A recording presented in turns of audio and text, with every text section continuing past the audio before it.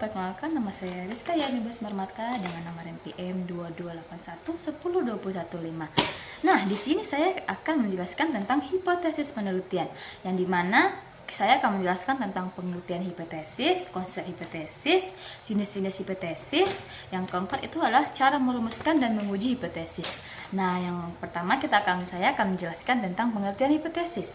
Apa sih sebenarnya hipotesis itu? Nah, hipotesis itu adalah jawaban sementara terhadap masalah penelitian yang kebenarannya harus diuji secara empiris.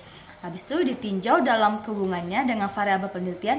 Hipotesis merupakan pernyataan yang keterkaitan antara variabel-variabel atau yang sering disebut dengan hubungan perbedaan antara dua variabel atau lebih. Nah, setelah itu kita lanjut dengan konsep hipotesis. Nah, konsep hipotesis itu adalah penelitian didasarkan pada pemikiran bahwa ada hubungan perbedaan antara variabel-variabel yang dikaji. Nah, setelah itu kita akan membahas tentang jenis-jenis hipotesis. Apa sih jenis-jenis hipotesis itu? Nah, jenis-jenis hipotesis itu terbagi menjadi dua. Yang pertama itu adalah hipotesis tanpa arah. Nah, atau yang disebut dengan dua arah.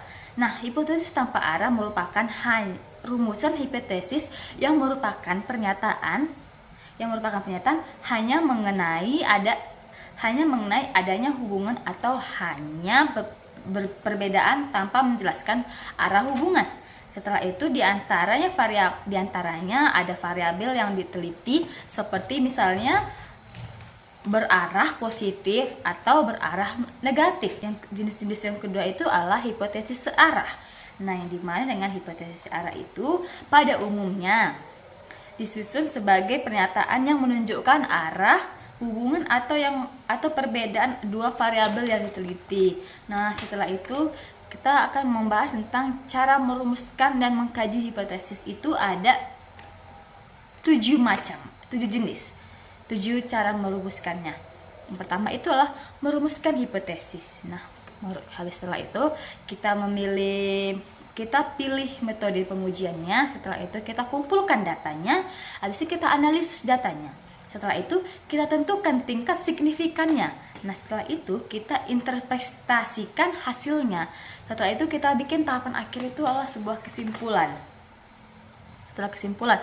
Nah, apa sih? Setelah itu kita akan membahas tentang pengelolaan dan menganalisis data.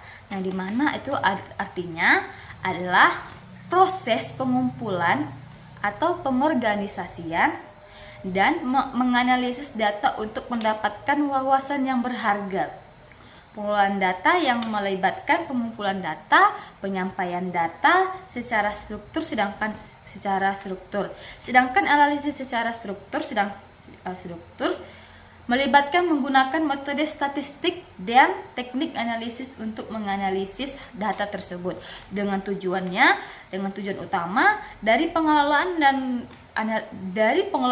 dan analisis data adalah untuk mengidentifikasi pola seperti pola tren, terus informasi dan untuk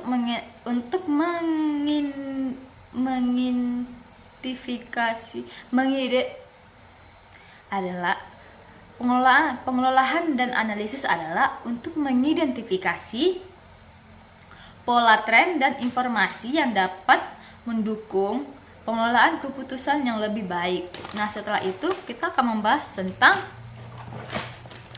pengumpulan data dan kuantitatif. Yang pertama yang artinya adalah pengelolaan data kuantitatif melibatkan proses pengumpulan analisis dan interpretasi dan menarik ini melibatkan menggunakan metode menarik ini melibatkan menggunakan metode statistik dan alat analisis untuk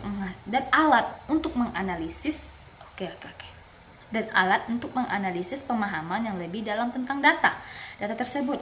Yang pertama itu adalah editing. Nah, editing itu adalah proses memperbaiki,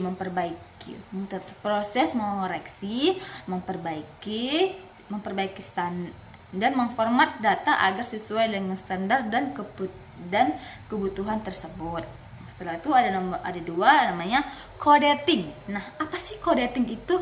Nah, coding itu adalah proses analisis dan mengembangkan program untuk melakukan tugas tertentu seperti analisis atau pemrosesan data. Yang ketiga itu tahap terakhir gitu. Yang ketiga itu adalah tabulasi. Nah, tabulasi itu adalah proses pengorganisasian data dalam bentuk tabel atau matriks. Nah, untuk memudahkan analisis dan presentasi.